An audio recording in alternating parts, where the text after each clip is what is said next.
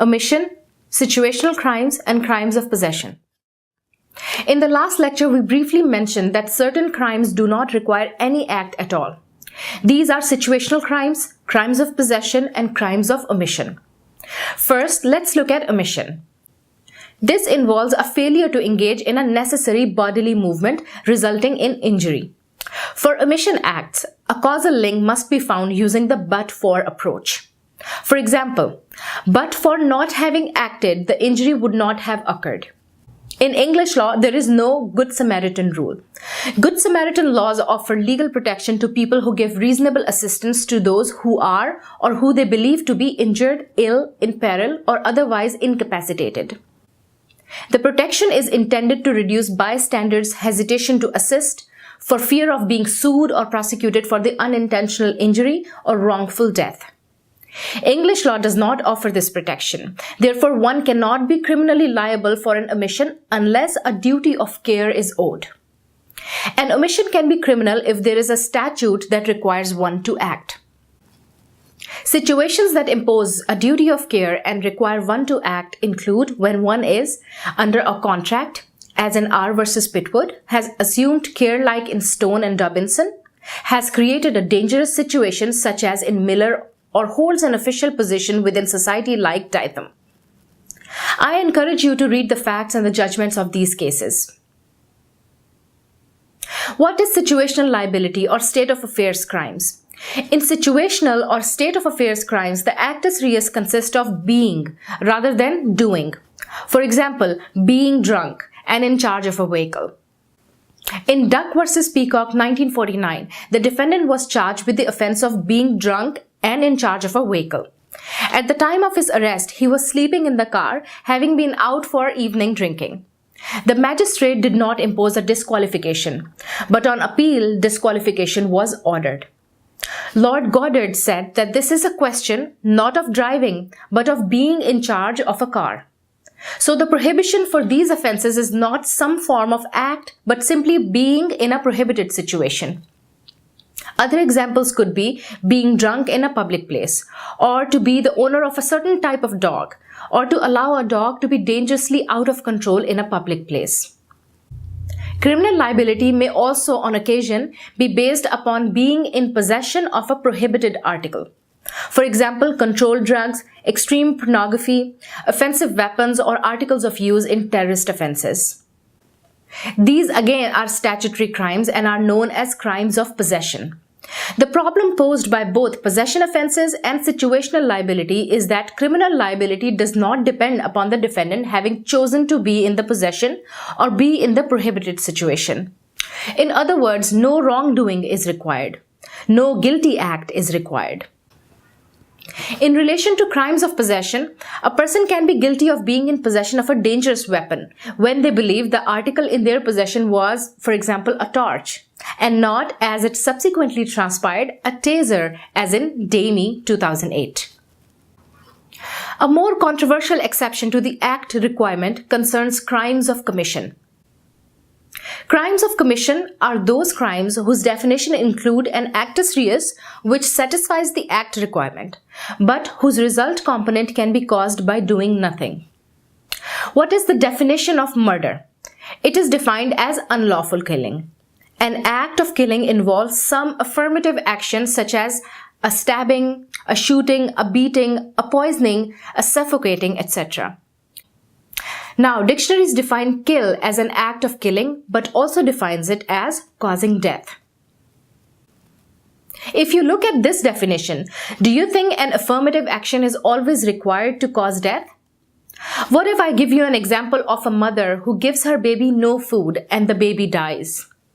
Can we say that she caused the death and therefore killed the baby? There is a controversy on this principle. This concerns how far this principle should stretch.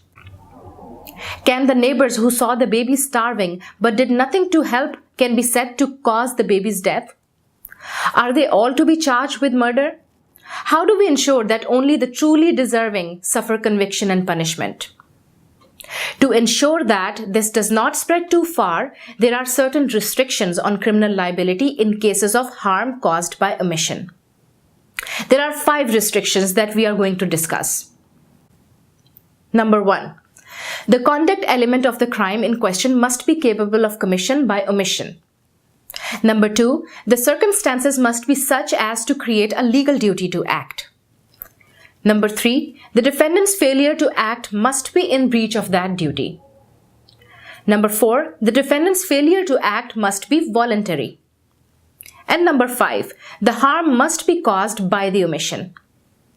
The first restriction on criminal liability in cases where harm is caused by omission is that the conduct element of the crime in question must be capable of commission by omission. Most result crimes can be committed by omission. This includes theft, murder, criminal damage, fraud, and most forms of manslaughter. Some, however, cannot. The definitions of some offenses specify or imply that only acts are sufficient. For example, assault. In Fairclough v. Whipp, 1951, it was not an indecent assault when a young girl touched the defendant's penis at his invitation. Why? Because the indecent act was not done by him. But remember, this is now an offense under the Sexual Offences Act 2003. Second restriction is that the circumstances must be such as to create a legal duty to act. So we assume that the offense is indeed capable of being committed by omission. A successful prosecution can occur only if the defendant's omission was in breach of a legal duty to act. Let's go back to the earlier example where a mom failed to feed her child. As a parent, she may be guilty of homicide for failing to feed her child. She is guilty because as a parent, she owes a statutory duty of care to her child. Okay, so what about the neighbors who did nothing? In absence of such a duty of intervention or rescue, an omission, however reprehensible, cannot form the basis of a criminal prosecution. In the famous example of Sir James Fitzjames Stephen, A sees B drowning and is able to save him by holding out his hand. A abstains from doing so in order that B may be drowned, and B is drowned. A has committed no offense. The third restriction is that the defendant's failure to act must be in breach of that duty. Defendant's failure to act does not necessarily mean that defendant is in breach of that duty.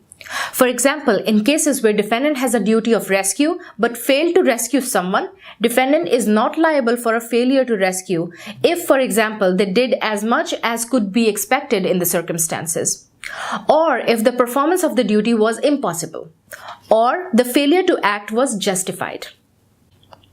Okay, so the fourth restriction on the criminal liability where harm is caused by omission is that the defendant's failure to act must be voluntary. If the mom in the earlier example failed to feed the baby because she was unconscious, the failure is involuntary. So she will not be criminally liable. And finally, the fifth restriction is that the harm must be caused by the omission. So basically, there must be a causal link between the omission and the harm. So going back to the mother-child example, the prosecution must be able to prove that the mother's breach of duty to feed her child caused the death.